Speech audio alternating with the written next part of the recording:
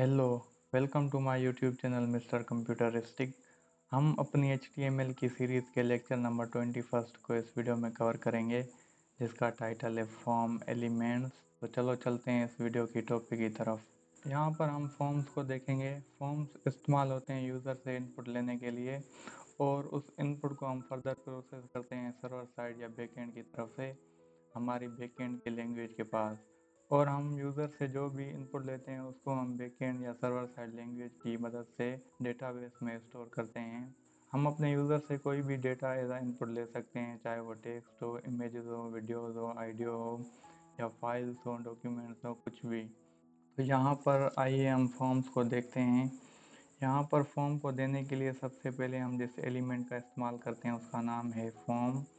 यहाँ पर ये आपका स्टार्टिंग फॉर्म एलिमेंट है और ये आपका एंडिंग फॉर्म एलिमेंट है, और इसके अंदर हम फर्दर अपने एलिमेंट्स को पास करते हैं। यहाँ पर सबसे पहला एलिमेंट हम पास करेंगे, का नाम है इनपुट।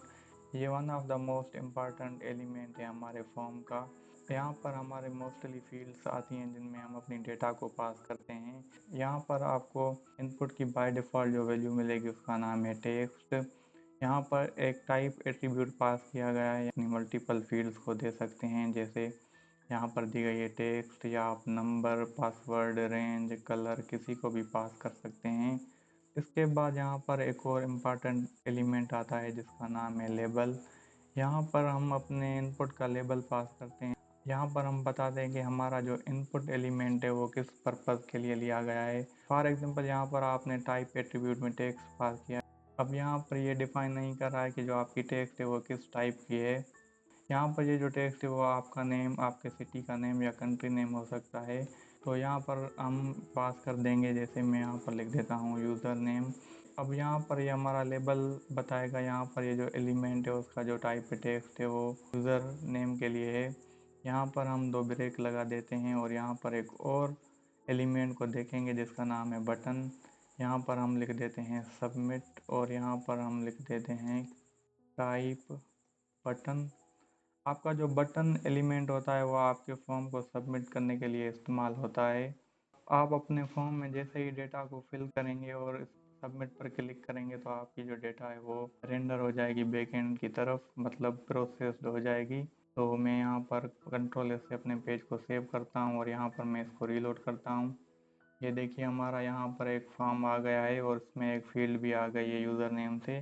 मैं यहाँ पर यूज़र नेम पास कर देता हूँ, जैसे मैं यहाँ पर लिखता हूँ आमिर खान। और यहाँ पर आप जैसे ही सबमिट बटन पर क्लिक करेंगे आपकी जो डेटा है वो सबमिट हो जाएगी। तो इस तरीके से आप फॉर्म की फील्ड्स को बना सकते हैं। यहाँ पर हम एक और एलिमेंट को देखेंगे जिसका नाम है सिलेक्ट। सिलेक्ट इस्तेमाल होता है मल्टीपल वैल्यूज़ में से एक वैल्यूज़ को चूज़ करने के लिए।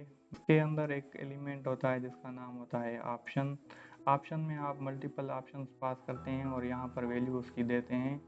तो यहाँ पर मैं कुछ ऑप्शंस पास कर देता हूँ, जैसे मैंने लिखा है पाकिस्तान, इंडिया, बांग्लादेश और चाइना। मैंने यहाँ पर कुछ ऑप्शंस पास किए गए हैं। मैं यहाँ पर लिखता हूँ कंट्री, और यहाँ पर भी हम लिख देते हैं कंट्री, और इसको हम एक लेबल पास कर देते हैं कंट्री। मैं यहाँ पर दो और ब्रेक लगा देता हूँ। कंट्रोल एस से मैंने पेज को सेव किया, और यहाँ पर मैं अपने पेज को रीलोड करता हूँ। यहाँ पर हमारा जो सिलेक्ट एलिमेंट है वो आ गया है।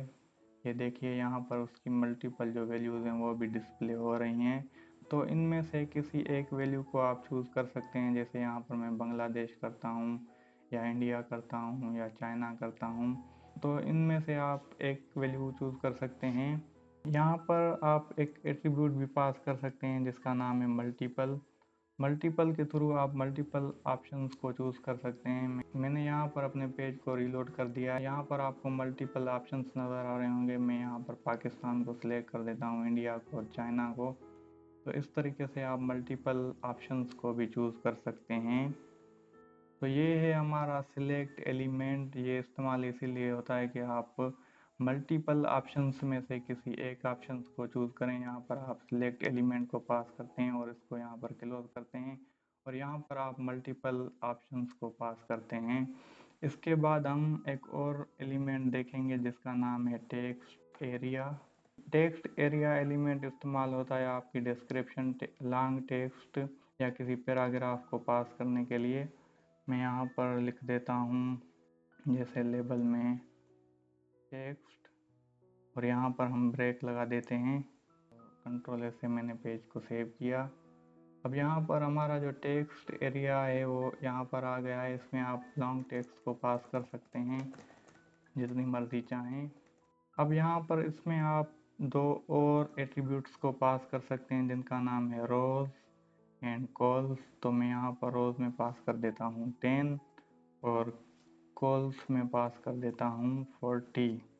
कंट्रोल एस से मैंने पेज को सेव किया। जैसे ही मैंने इसको रिलोड किया, यहाँ पर हमारे पास जो टेक्स्ट एरिया वो 10 रोज और 40 कॉलम्स का आ गया है। तो इसमें यहाँ पर स्ट्रेच भी कर सकते हैं इस तरीके से जैसे मर्जी चाहें।